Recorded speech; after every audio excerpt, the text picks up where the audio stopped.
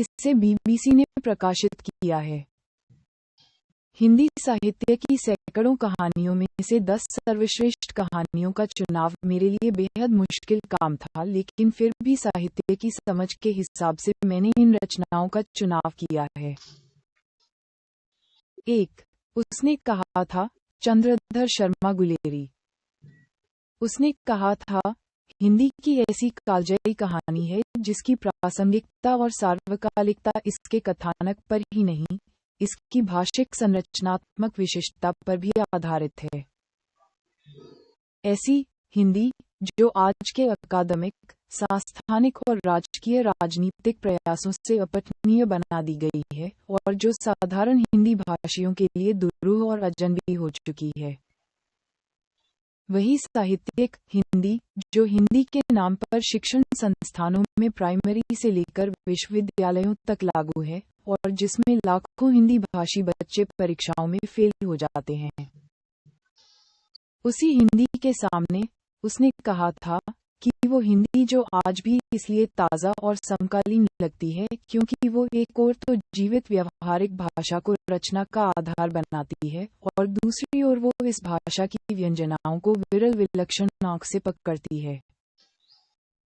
कोई भी पाठक जैसे ही इस कहानी को पढ़ना शुरू करता है, वो इसकी विवरणात्मकता और व्यंजना के जादू से बंध कर रह जाता है। उदाहरण के लिए इस कहानी का पहला पैरा ही देखिए। ये बात नहीं कि उनकी जीभ चलती नहीं, पर मीठी छुरी की तरह महीन मार करती हुई। यदि कोई बुढ़िया बार बार चितौनी देने पर भी लीक से नहीं हटती, तो उनकी बचनावली के ये नमूने हैं, हट जा जीने जोगिए, हट जा कर्मा वालिए, हट जा पुत्ता प्यारिए, बच जा लंबे वालिए। समष्टि में इनके अर्थ हैं कि तू जीने योग्य है, तू भाग्यों वाली है, पुत्रों को प्यारी है, लंबी उम्र तेरे सामने है, तू क्यों मेरे पहिए के नीचे आना चाहती है, बच जा।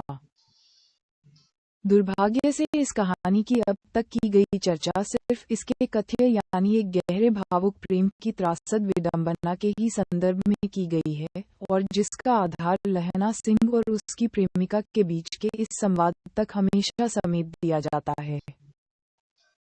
तेरी कुड़माई हो गई, धत कल हो गई, देखते नहीं, रेशमी बूटों वाला सालू। लेकिन खुद सोचे कि क्या इसी कहानी में यह वाक्य कमतर था।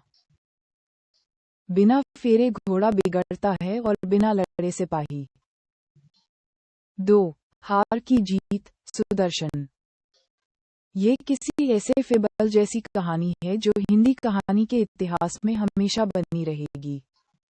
इसे पढ़ते हुए आधुनिक सभ्यता के उन पूर्व दार्शनिकों का कथन याद आता है, Everyone is deceiving the other and everyone is deceived by the other. हर कोई दूसरे को छल रहा है और हर कोई दूसरे के द्वारा छला गया है। बाबा भारती और खड़ग सिंह की यह कहानी मनुष्य के भीतर छिपी अच्छाइयों के पुनरुद्धार और दूसरे मनुष्य पर विश्वास की अनिश्वरता की अद्भुत लोकात्मक कहानी है। यह इंसान के शरीर में दिल के धड़कने और उसके जीवित रहे आने की कहानी है। 3. सद्गति, प्रेमचंद।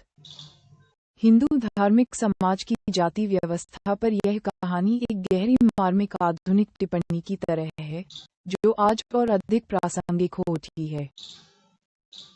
ठाकुर का कुआं, सवा सेर गेहूं, मोटेराम का सत्याग्रह जैसी प्रेमचंद की अनेक कहानियों में अंतर्भूत मानवीय संवेदना तथा जाति व्यवस्था के प्रति उनका दृष्टिकोण इस कहानी को कालजयी और आधुनिक बनाता है।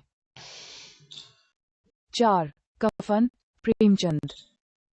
आर्थिक विषमता को किसी अमानुषिक वास्तविकता की त्रासदी में बदलते देखना आज की वंचना और अमीरी की खयों में बांटने वाली राजनीति और समाज व्यवस्था पर यह कहानी एक कालजयी तमाचे की तरह है।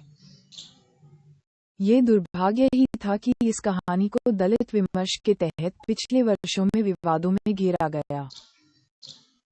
इतालो काल्विनो की कहानी, थेफ्ट इन केक शॉप, जो आज की अर्थनीति से बनाए गढ़े जाने वाले समाज का एक महत्वपूर्ण क्रिटिक है। कफन की बेतहाशा याद आती है। जब तक समाज में अमीरी और गरीबी यानी वैभव और वंचना की खाई रहेगी, कफन किसी क्लासिक की तरह कालजयी रहेगी। 5. Toba take Singh, Saadat Hasan Manto. भारत पाकिस्तान के बंटवारे विभाजन पर अनेक कहानियां, उपन्यास, समाजशास्त्रीय राजनीतिक विश्लेषण आदि लिखे गए, लेकिन सादत हसन मंटो की कहानी टोबा टेक सिंह इस विभाजन के पीछे सक्रिय राजनीति और सांप्रदायिकता के उन्माद की अविस्मरणीय, सार्वभौमिक, कालजयी क्लासिक बन गई। जब पाकिस्तान के पागल बिशन सिंह को उसके गांव टोबा टेक सिंह से निकालकर हिंदुस्तान भेजा जाता है, तब वह दोनों देशों की सरहद पर मर जाता है। उसके शरीर का आधा हिस्सा हिंदुस्तान और आधा पाकिस्तान की सीमा में आता है। मरने के पहले पागल बिशन सिंह की गाली भारत और पाकिस्तान के लहूलुहान बंटवारे पर एक ऐसी टिप्पणी बन जाती है जो अब विश्व कथा साहित्य में एक गहरी, मार्मिक, अविस्मरणीय मनुष्यता की चीख के रूप में हमेशा के लिए उपस्थित है। गुड़ गुड़ दी इनिक्सी दी वेद्याना दी मूंग दी दाल ऑफ दी पाकिस्तान एंड हिंदुस्तान ऑफ दी दुरफिट्टे मूंग। ये पागल, अराजक, निरर्थक, अतार्किक वाक्य 1947 के सांप्रदायिक उन्माद और देश के विभाजन के पीछे सक्रिय राजनीति की एबसिडिटी और पागलपन पर एक कालजयी टिप्पणी है।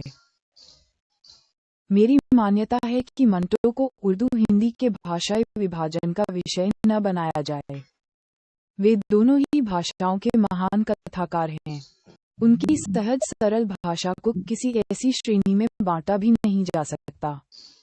जो भी अंतर है वह सिर्फ लिपि की भिन्नता के कारण है, लेकिन तब ठीक यही तर्क अपने अंतिम समय तक उसी लिपि में लिखने वाले मुंशी प्रेमचंद पर भी लागू होता है। प्रेमचंद और मंटो दोनों हिंदी उर्दू कथा साहित्य के अनमोल धरोहर हैं। 6. तीसरी कसम उर्फ मारे गए गुलफाम फणीश्वर नाथ रेणु। शहरी और देहाती भावनाओं और संवेदनाओं की विडंबनात्मक रोमांटिक परिणति की यह कहानी अविस्मरणीय है।